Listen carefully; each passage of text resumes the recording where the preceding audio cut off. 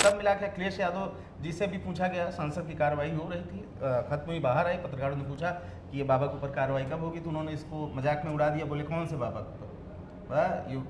UP में 2 बाबा हैं। 12% की आबादी है जाटो बिरादरी की उत्तर प्रदेश में, आप देखें एक बड़ा वोट बैंक है। ये वोट बैंक को साधने की ही सिर्फ जो है कवायद चल रही है। अब देखिए मायावती के पास मौके पे है क्या?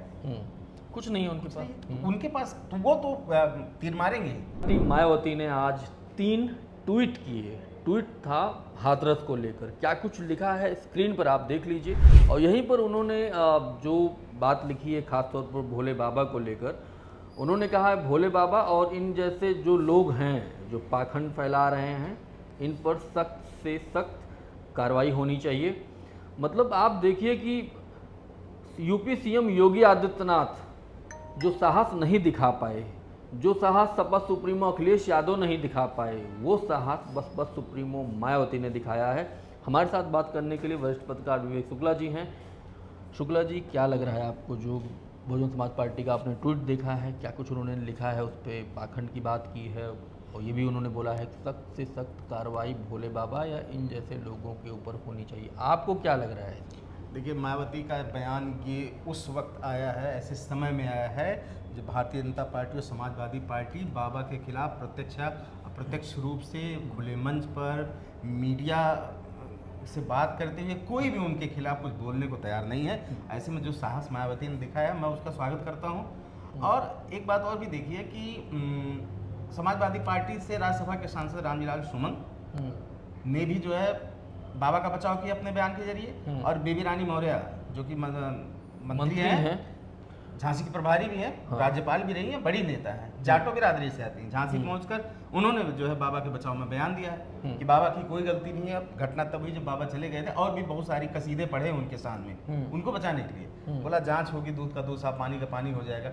सब मिला के अखिलेश यादव जिसे भी पूछा गया, संसद की कार्रवाई हो रही थी, खत्म हुई, बाहर आई, पत्रकारों ने पूछा कि ये बाबा के ऊपर कार्रवाई कब होगी, तो उन्होंने इसको मजाक में उड़ा दिया, बोले कौन से बाबा के ऊपर? यूपी में 2 बाबा हैं, तो उनका इशारा कहीं कहीं से यूपी सीएम की तरफ था।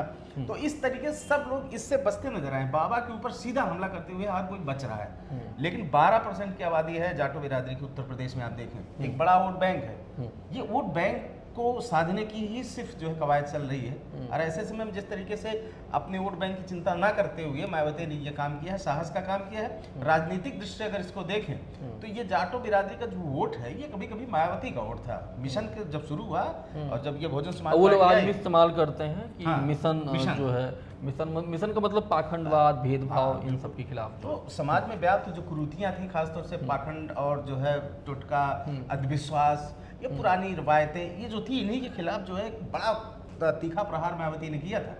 और इस पे इनको ठीक ठाक राजनीतिक लाभ मिला था। आप देखें कि उस दौरान में मायावती का जब एक जालो जलाल था, उस दौरान उत्तर प्रदेश में किसी को भी सीट दे दे, जीते की गारंटी थी, जीत के आता था वो। ऐसी कंडीशन में इनका ये बयान यहाँ पर बहुत ज़्यादा समझिए कि महत्वपूर्ण है। सीधे बाबा के ऊपर हमला बोला है, जबकि सोशल मीडिया पर लगातार जो है एक मुहिम चलाई जा रही है कि बाबा के ऊपर कार्रवाई होनी चाहिए। हो सकता है कि उसमें से बहुत सारे लोग अपर क्लास हो, बाद में उनको पता चला अरे यार ये तो बाबा जो है जाटो समाज का है, दलित समाज का है, बहुजन समाज का है, तो हो सकता है कि इस नज़रिए से भी लोग उसको देख रहे हों। लेकिन ये कोई पहली घटना है नहीं।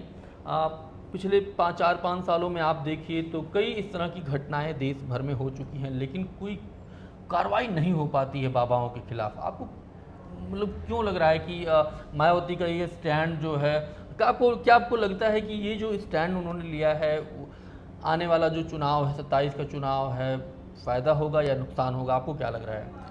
अब इस बारे में बहुत क्लियर मैं नहीं कह सकता हूं कि उपचुनाव या आने वाले विधानसभा चुनाव में बहुजन समाज पार्टी को फायदा हो गया, नुकसान। लेकिन मैं अगर देखूं, दूर की बात कर लूं, तो मुझे लगता है फायदा ही होगा। अब देखिए मायावती के पास मौके पे है क्या? कुछ नहीं है उनके पास। उनके पास तो वो तो तीर मारेंगे, लग गया तो जो है तीर, नहीं तो तुक्का। अभी लोकसभा में एक भी सीटें नहीं आई हैं। इसके पहले उनका डिक्लाइन देख रहे हैं किस तरीके से वोट परसेंटेज लगातार गिर रहा है। 19 में तो गठबंधन था तो थोड़ा ठीक ठाक वोट परसेंटेज मिल गया, सीटें मिल गई थी। अब इधर देखिए बीजेपी बिल्कुल ढुलमुल रवैया बनाया हुआ है, बाबा के खिलाफ बोल नहीं रहे। समाजवादी पार्टी के मुखिया भी देखिए बोल नहीं रहे, इधर उधर बातों घुमा रहे हैं। तो दो लोग तो अपना स्टैंड क्लियर कर चुके हैं। अब रही मायावती की बारी, तो मायावती ने उस पर स्टैंड ले लिया है। अब वो समझिए कि ले लिया या उनको लेना चाहिए था या लेना पड़ा, किसी भी अर्थ में लीजिए। लेकिन मायावती के लिए जो ये उन्होंने किया है, मेरे लिहाज से उनकी बहुत सही सोच है कि उन्होंने सही लिया। एक कम से कम एक रास्ता उन्होंने लिया।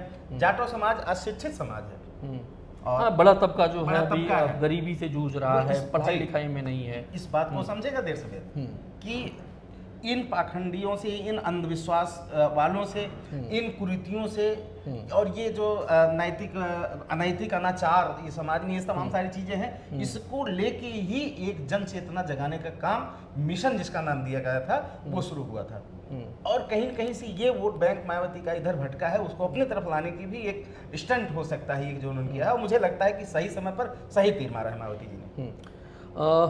इस वीडियो में यही इतना ही। हमारे साथ विवेक शुक्ला जी थे। मेरा नाम शैलेंद्र, बहुत बहुत शुक्रिया, धन्यवाद।